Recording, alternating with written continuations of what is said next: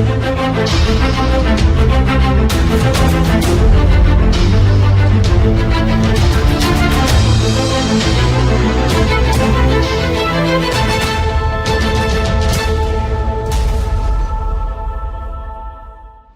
quero chamar aqui à frente agora o nosso amigo Jairo Botassi, que é o gerente geral do projeto Prático, que nós vamos conhecer um pouquinho hoje, mas eu vou deixar para ele explicar aqui um pouquinho o que é esse projeto. Palmas aí para o Jairo, bem-vindo, Jairo.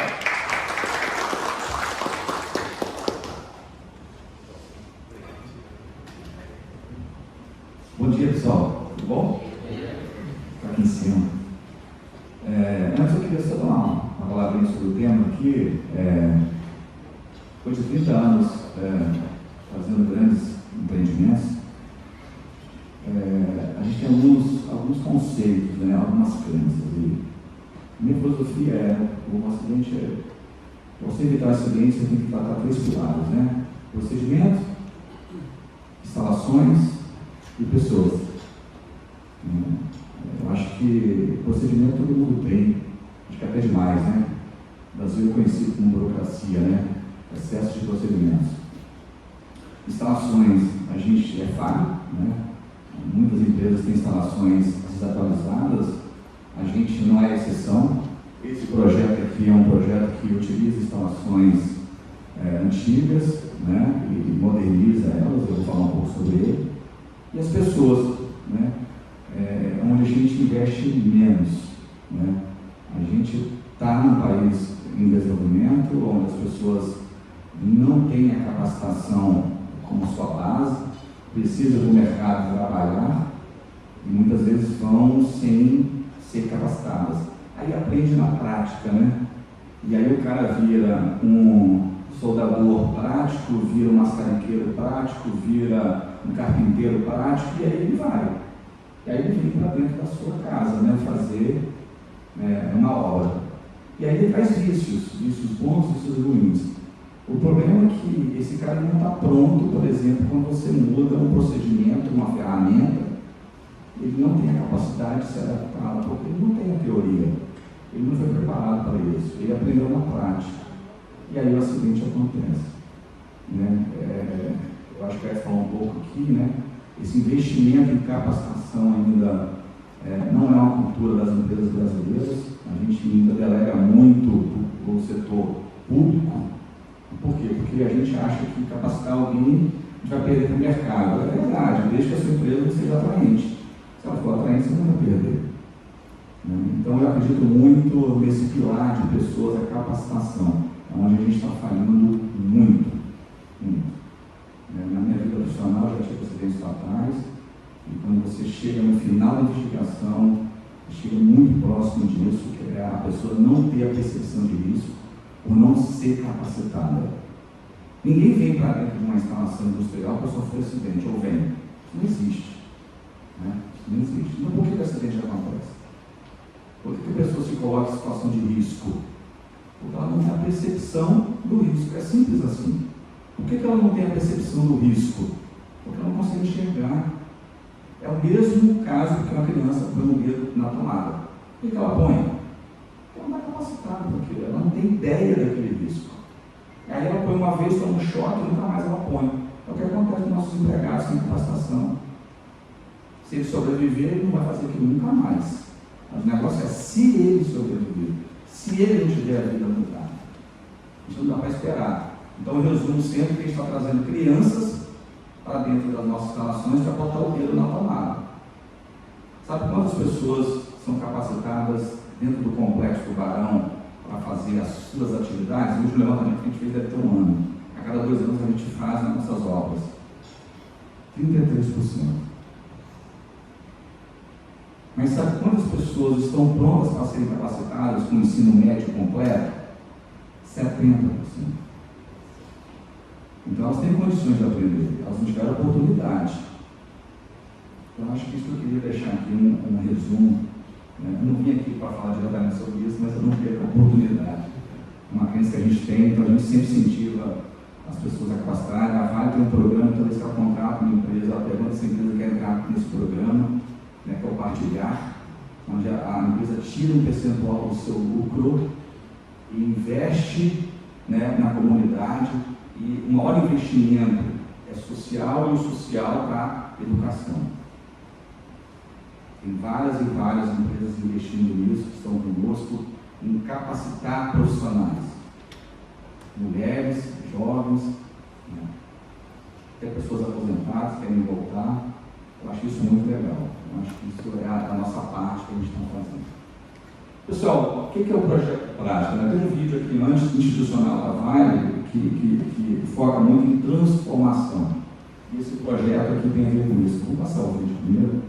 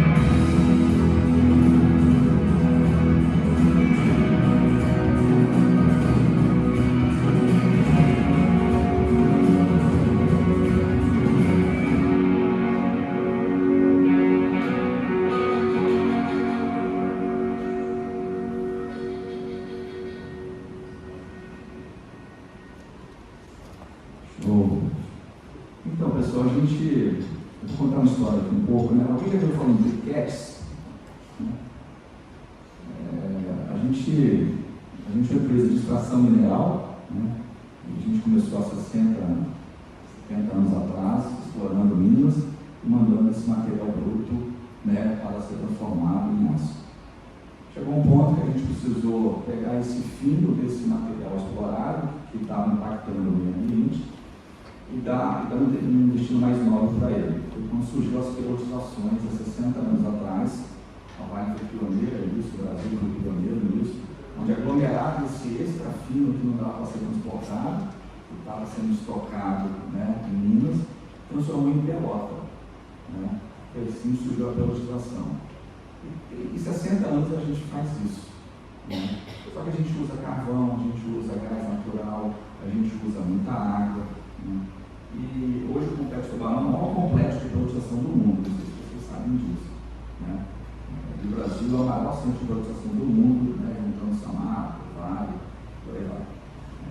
Então a gente foi convidado para transformar isso, para modernizar essa parte de concentração de minério, né? Então surgiu um estudo há quase 15 anos atrás de aglomerar esse material usando baixa temperatura, que a gente chama frio, né? E vender esse material em substituição no futuro, quem sabe, nossa pelota. E a gente chamou esse projeto de prático, né? Mais para manter o sigilo do projeto, né? Porque essa necessidade surgiu também porque a Vale assinou o Acordo de Paris há quase 10 anos atrás, para reduzir as suas emissões em 2030, né, no mínimo 30%. A maioria das siderúrgicas do mundo também assinou esse acordo, então precisava seguir nessa linha de pesquisa. Então a Vale, com a pesquisa, ela conseguiu achar uma formulação correta, aglomerar o minério fino, igual a uma pelota, mas sem usar carvão, sem usar água, né?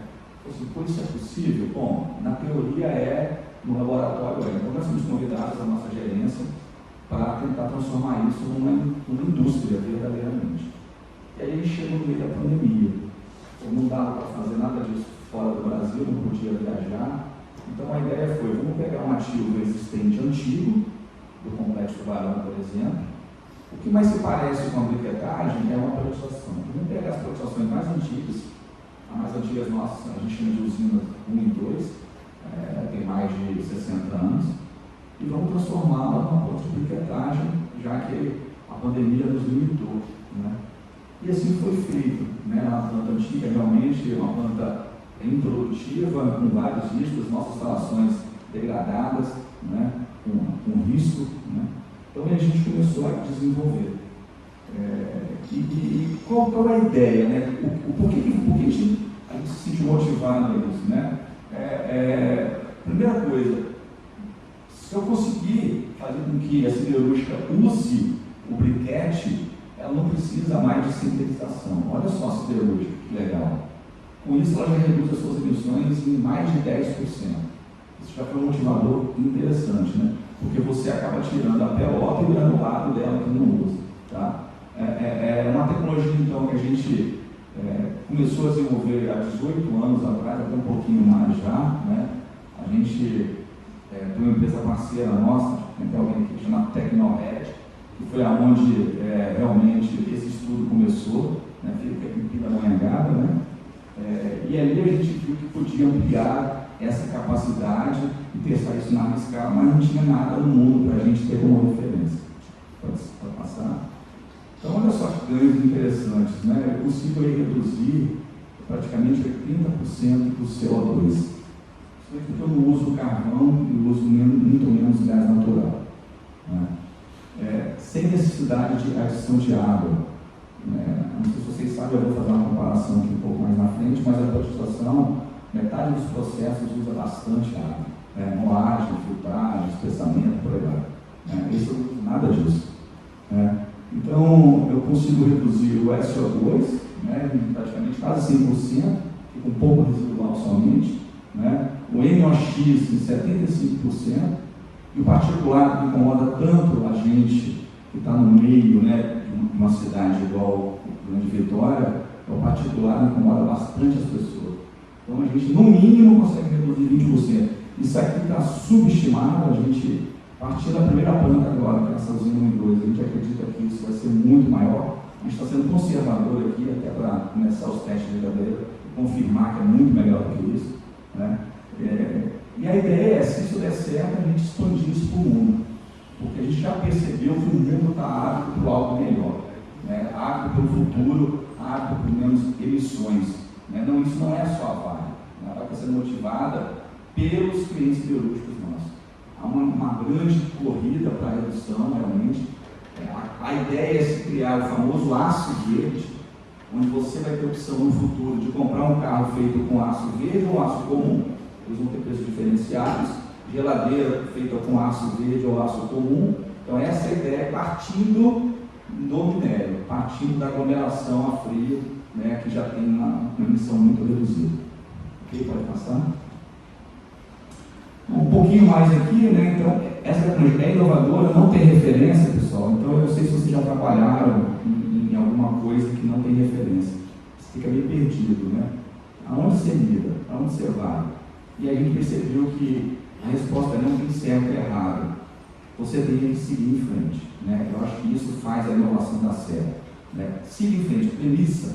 Coloque as premissas e vão para frente. A gente não estava acostumado com isso. As nossas normas de governança não estão prontas para isso. Então a gente tem que todo dia brigar muito para seguir em frente, porque a gente não estava preparado para o tamanho de inovação que a gente está falando. É bem disruptivo, que a gente vai mostrar aqui. Tá? A instituição foi escolhida, porque aqui começou a priorização no mundo, aqui tem o maior complexo, então aqui tem as usinas mais antigas. Okay? Essa primeira planta nossa aqui, então, que a gente está transformando, ela começou o projeto em 65, terminou em 69. Tá? A gente tem ganhos ambientais incríveis, e para o Espírito Santo, isso é muito legal. A gente reduz aí as nossas emissões de CO2 lá no cliente siderúrgico no mínimo 10%, eu já falei. E esse investimento já está mais de 1 bi aqui, e a geração aqui já tem mais de 2.600 empregos aqui. Tá? Isso já foi o primeiro erro, né? A gente estimou 870 milhões e 1.200 empregos. Mas não se tinha referência. Hoje a gente sabe que tudo isso aqui eu não faço, já preciso de mais de 2.000 pessoas para fazer isso acontecer. Vai entrar um pouco mais na técnica, mas o processo é muito simples, né? Eu pego o minério, se ele vier muito grosseiro, eu passo ele numa prensa, eu seco esse minério, ou seja, ao contrário, agora eu tiro a água do minério. O minério que a gente tem no Brasil é um minério que vem mais ou menos de 9 a 12% de água, né? E eu preciso acrescentar mais água hoje no processo para aglomerar ele como pelota. Aqui ao contrário, aqui eu tiro a água desse minério, né? E aí eu faço a mistura, né, desse minério com o segredo da Coca-Cola, que a gente chama, né? Como é que eu vou aglomerar as partículas de minério se eu não uso carvão para fazer como fundente? Como é que eu faço isso? Eu uso uma super bonder, é simples, né? E é uma cola, uma super bonder, a base de silicato de sódio, que é o vidro líquido, que é a base de areia, que a gente pega das nossas barragens. Então, o rejeito das nossas barragens hoje, que é a areia, a gente agora transforma em silicato, que vai usar como cola para aglomerar esse minério. É uma solução simples, inteligente, e aí todo mundo fica perguntando, mas isso dá certo? Cara, a gente não sabe, mas tem tudo para dar. Mas parece tão simples quanto parece. Por que ninguém pensou antes? Não sei. Mas eu acho que as coisas inovadoras, a base é a simplicidade, né? Aí você então conforma essa massa que está ali no minério com esse silicato, você molda ele através da briquetagem, podia ser de uma outra forma, que é nada mais do que você passar em 2 polos com um formatozinho, vai sair uma balinha aí de 30 milímetros por 20 por 15, né? E aí eu peneiro se precisar, tiro a água residual que possa ter, porque o silicato é líquido, então ele tem água, né? Tira essa água num forno de cura, em temperatura extremamente baixa, somente para tirar a água, e ele está o briquete pronto. Então, assim, comparando agora, para passar a pelotização, e aqui então a gente compara, você vê como é que simplificou. Né? Eu tenho os processos da pelotização lá em cima, os processos da briquetagem embaixo. Eu desativo a 1, 2, 3 e adequo 1, 2, 3. Nessa manutenção tem um processo novo. Então, assim, toda a parte úmida eu jogo fora, o forno eu simplifico, que agora em vez de usar 1.400 graus, né, para aglomerar com pelota, eu uso 250. Então, algo extremamente simples. Né? E a gente está agora já com essas 2 plantas sendo convertidas, já com 92% de avanço físico. A primeira planta ela já está em comissionamento, né? A ideia é que a gente produza o primeiro briquete em larga escala no mundo a partir do dia 6 de agosto. E é uma expectativa muito grande que isso tenha sucesso. Enorme, isso vai mudar o mundo, isso não tem dúvida. Porque agora eu consigo aglomerar o minério, né, a frio, sem usar carvão, baixíssimas emissões, sem usar água, né? Então, assim, é o que o mundo está querendo, né? Algo realmente disruptivo aí para o meio ambiente. Ok? Eu tenho mais um vídeo do nosso projeto, um vídeo simples que a gente fez, tá?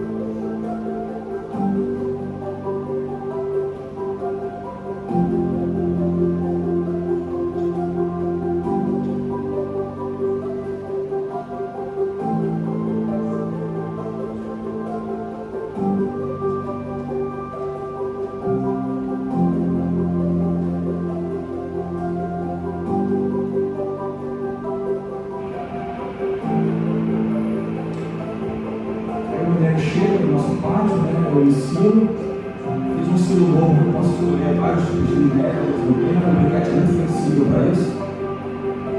Aí eu transporto esse minério, seco, tiro a água dele em vez de colocar, retiro a água, faço a filtragem desse ar seco, transporto o minério seco, então, transportadores de arrasto muito fechados para a usina existente. Essa é a única parte nova, praticamente, desse projeto.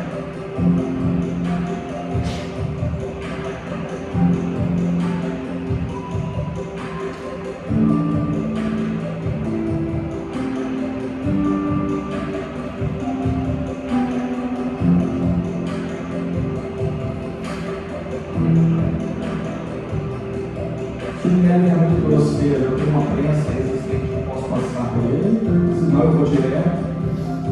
E aí estoco os silos existentes, só para regularizar o processo. E na ponta são filtros que eu não uso mais, vão ser desativados. Então estou reaproveitando prédios existentes. O silicato eu estoco em tanques antigos, reformados, que antes guardavam polpa de minério, agora eu vou guardar o meu silicato. Esses espessadores eu não preciso mais, não deixo mais com água. Esse é o prédiozinho onde o segredo da Coca-Cola está aqui dentro. Como é que eu faço essa ativação desse silicato?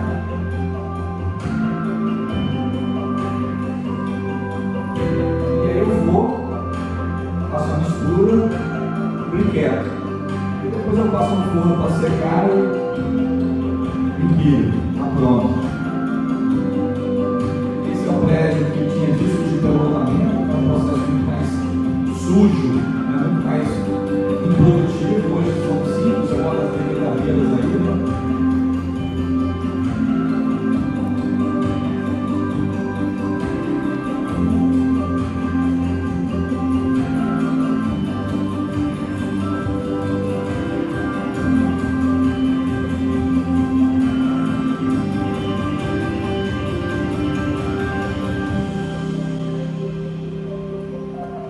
É isso.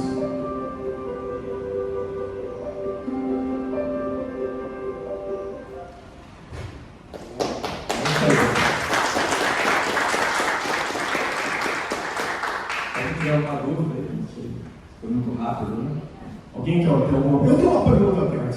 Você comentou que é feito utilizar a areia Que rejeita da nossa parada. e rejeito das barragens. Ou seja, nós tivemos Brumadinho, um dos grandes acidentes aqui no mais, e de repente até uma solução para a segurança disso, algo que antes era um problema, agora estão fazendo dinheiro com isso. É isso aí. É isso aí. É a inovação, é isso que eu falo. Segurança não é só a gente pensar na vida das pessoas, referente a isso, eu falo, muita gente não consegue vender segurança na empresa, porque pensa só no quê? Só na segurança. Eu falo, cara, você tem que pensar em lucratividade, em todos os outros aspectos. Agregar valor a isso. E isso é uma grande inovação. Tudo se encaixa, né? Tudo se encaixa. Uma pergunta daí. Jair. Oi, Jair. Bom dia. Adair. Jair, a gente sabe que filtragem hoje, né, o supra-sumo da filtragem e redução de umidade chega aí a 8,9%, 9% de umidade, né? Minha pergunta seria, são duas perguntas. Uma primeira, como que você conseguiu baixar para 3%, né, sem usar energia, calor, alguma coisa, não sei se você está usando? E também como que você está fazendo para gerenciar os aerodispersórios, que você baixou a umidade a 3%, ou seja, material fino, isso qualquer vento vai estar causando uma dor de cabeça danada para vocês aí. Para baixar a umidade, a gente ainda está usando gás natural, mas num volume muito menor do que se usava no forno anterior. Então eu saio de 9%, 8% para 1,5%, depois se ficar para gás um pouco mais de água, ele chega de 3,5% a 5%. Eu ainda uso mais no balanço térmico, o volume é muito menor. Porque antes eu usava, além do gás natural, carvão também para queimar a temperatura, eu não uso mais. Mas isso por pouco tempo também. Então a tecnologia é em evolução. Esse é um ponto importante, pessoal. Eu não sei se vocês percebem a diferença da estratégia da Fiat para a Toyota em relação Fit ela consegue lançar novas tecnologias muito mais rápido do que a Toyota. Ela não tem medo de evoluir, ela não tem medo de mudar. Ela faz isso constantemente. A Toyota é conservadora. Ela só lança uma tecnologia depois de muita consolidação. Ela foi a última a lançar no Brasil, por exemplo, o carro Flex. Ela não lançou ainda carro turbo, e nem vai lançar. E ela não vai lançar o carro elétrico. Ela vai pular para hidrogênio direto. Então, são viés diferentes. A gente então falou, tinha uma escolha. Como é que a gente trabalha? A gente trabalha com conservadorismo ou a gente vai igual a Fit, lançando um produto e melhorando ele? Essa foi a escolha nossa. O mercado estava querendo isso, a gente não tem tempo. Então a ideia foi lançar um produto ainda que ainda usa gás, mas com um volume muito menor, porque precisa secar, mas já está em teste, né, a utilização do silicato seco, que ele vai absorver a água do minério. Então, quando eu fizer a mistura dos dois, eles vão se balancear, esse é o segredo da coisa ainda, e não vão precisar mais nem secar o minério.